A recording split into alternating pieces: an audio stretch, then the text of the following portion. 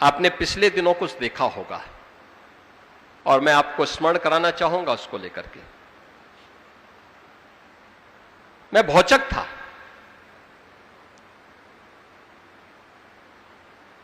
कुछ मौलवी ज्ञापन देने के लिए जगह जगह आ रहे थे, तो उसमें से एक, चाहे वह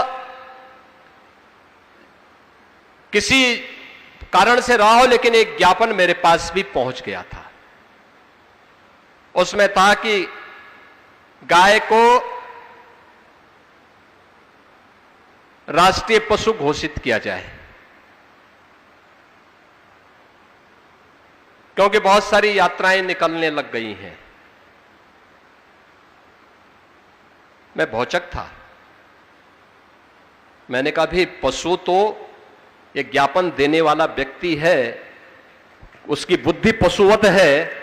अरे गाय हमारी माता है, जन्म जन्म का नाता है। गाय हमारी माता है, वह सनातन धर्म की माता है।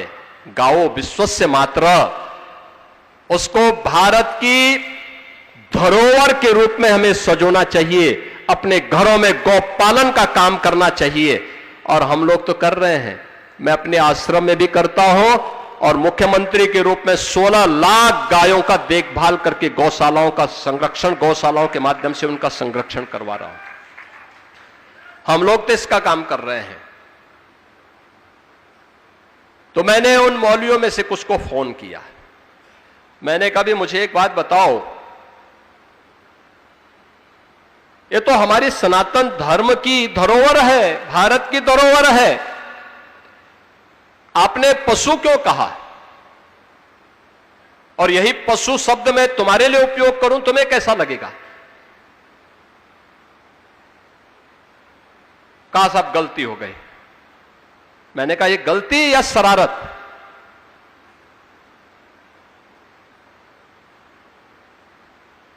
और ये शरारत बार बार क्यों? और ये तुम सिखाओगे हम हिंदुओं को कि गौ माता की पूजा कैसे करनी है? अरे हमारा तो कोई संस्कार गौ माता के बगैर होता ही नहीं है। हमारे यहां हर हिंदू का संस्कार है कि पहला ग्रास गौ माता का होता है और अंतिम श्वान का होता है। चींटी भी निकल जाए तो उसको झाड़ू से नहीं, चीनी और आटा डाल करके उसको भी, उसके सामने भी उसका हार अर्पित किया जाता है, क्योंकि उसका भी अधिकार है। तो मैंने कहा तुम सिखाओगे हमें इसके बारे में, कैसे होना है पूजा, और उसको हम किस रूप में पूजें?